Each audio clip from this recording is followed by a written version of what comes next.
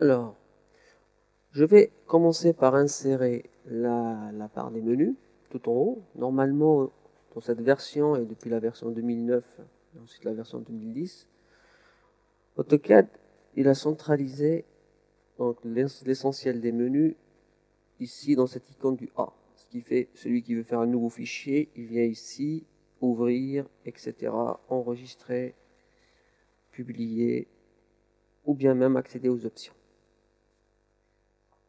J'ai l'historique des derniers fichiers utilisés aussi.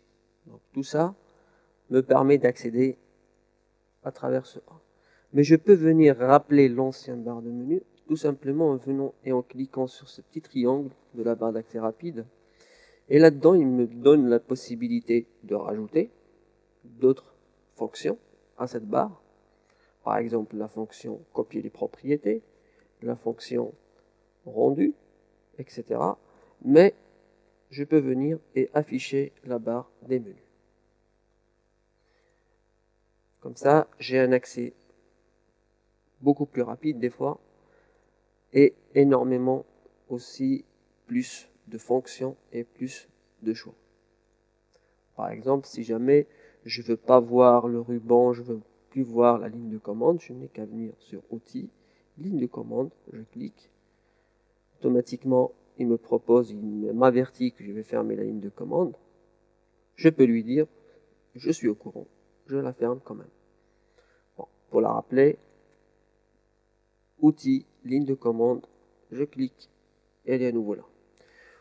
Sachez que sur AutoCAD, vous pouvez utiliser aussi les raccourcis clavier. Donc si vous avez remarqué, à côté de ligne de commande, vous avez le raccourci CTRL plus 9. Donc ça vous permet de la rappeler. Cette ligne de commande, elle est vraiment importante dans AutoCAD. Pourquoi? Parce que ça sera mon interface de dialogue avec le programme. C'est pour ça que il faut que vous l'ayez toujours affichée. Moi, je vais la mettre un peu en haut, voilà, pour l'avoir à peu près à la hauteur des yeux. Moi, c'est une habitude de travail, disons. Vous pouvez aussi, si jamais pour le ruban, venir sur Outils, toujours au même endroit, Palette, et là j'ai le ruban. En cliquant sur ruban, je viens de le fermer. Outils, Palette, ruban, et automatiquement il est rappelé. Ce ruban-là, qui est composé de différents panneaux, que eux-mêmes composent différents onglets, là je vois à peu près qu'il y en a à peu près une dizaine. Si je fais un clic droit dans n'importe quel panneau, j'ai la possibilité d'accéder aux onglets. Voilà.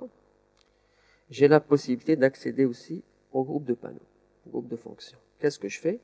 Je peux venir et en masquer quelques-uns. Si jamais je sais que je ne peux pas utiliser les Express Tools, je peux venir et décocher Express Tools. Automatiquement, ils disparaissent. Je peux faire un clic droit, groupe de fonctions, et cette fois, j'aimerais plus voir, disons, le panneau modélisation. Je clique sur modélisation et il disparaît. Ça ne veut pas dire que je l'ai supprimé, je l'ai seulement masqué.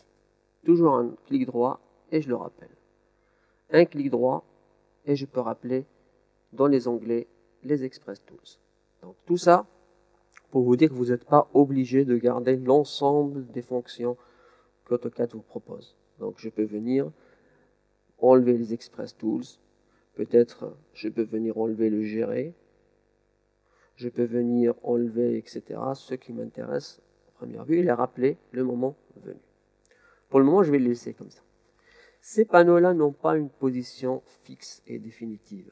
C'est-à-dire que je pourrais venir déplacer un panneau par rapport à un autre. Si je prends modification et cela en me mettant à peu près au niveau du texte, j'appuie avec le bouton gauche, je peux venir et le sortir. Là, je viens de le sortir du panneau. C'est-à-dire je peux venir changer, travailler sur une autre onglet, tout en gardant ça apparent, ou bien peut-être sur mon deuxième écran. Quand je vais venir et que je le reprends et que je le rebalance vers le ruban, automatiquement, il va prendre sa place. Donc ça, c'est assez pratique. Je pourrais aussi les organiser entre eux, en fonction, par exemple, que Mike qui est là, qui va venir en dernière position. Voilà.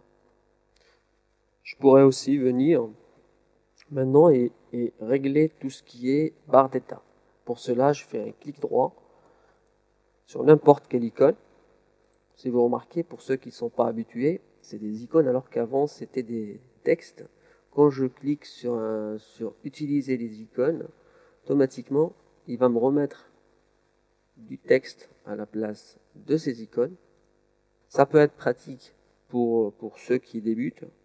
Automatiquement, ça leur permet, quand je clique sur utiliser les icônes, d'avoir accès rapidement au mode qu'ils cherchent.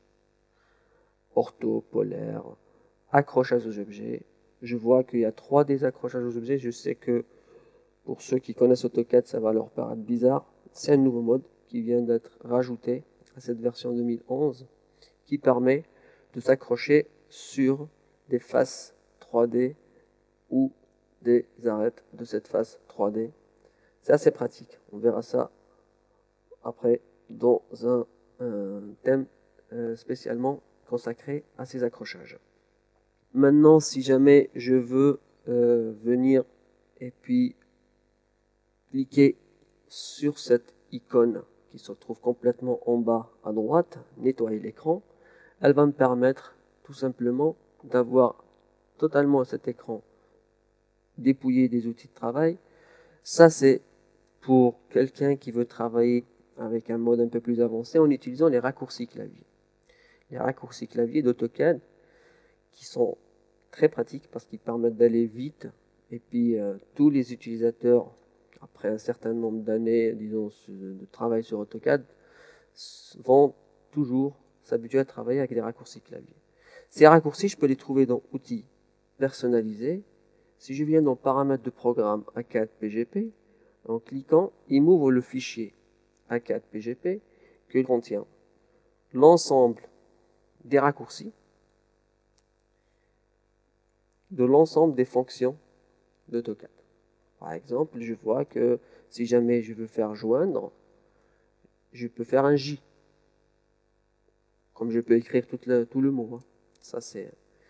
Donc, et ce fichier PGP, c'est un fichier aussi qui me permet, si jamais je change, ou que je m'habitue à travailler avec une version anglaise, je peux venir et changer automatiquement le raccourci ici en mettant mon propre raccourci.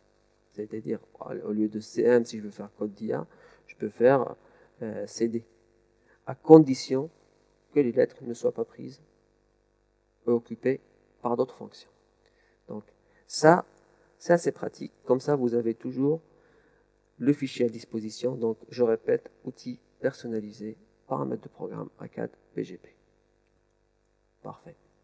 Donc, je reclique sur cette icône pour avoir mon écran.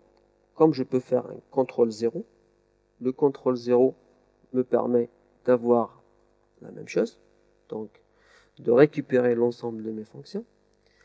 Maintenant, avec cette interface, ce que j'aimerais faire, j'aimerais rajouter ce qu'on appelle une palette de propriétés. Cette palette des propriétés se trouve dans Outils, Palette, donc le même endroit où se trouve le ruban, et Propriétés. Raccourci, CTRL 1. Donc, si je clique sur Propriétés, elle s'affiche. Cette palette des propriétés, surtout avec les écrans qu'on a en ce moment, on ferait mieux de l'avoir du moment tout le temps avec nous actif. Pourquoi? Parce que elle est aussi assez interactive. Je vous montre un exemple. Si jamais je dessine un cercle, quand je sélectionne un objet, automatiquement je sais quel type d'objet c'est. J'ai les propriétés générales de cet objet et j'ai les propriétés géométriques. Ça me permet, si je veux changer le diamètre, si je veux changer le rayon, ou si je veux changer la circonférence ou l'aire, de le faire automatiquement aussi depuis cette palette. C'est-à-dire si je veux un rayon de 500, Enter, automatiquement, il change, il s'adapte. Cette palette, si vous remarquez, elle peut être figée. Grâce à cette petite flèche, quand je clique, elle ne se masque plus.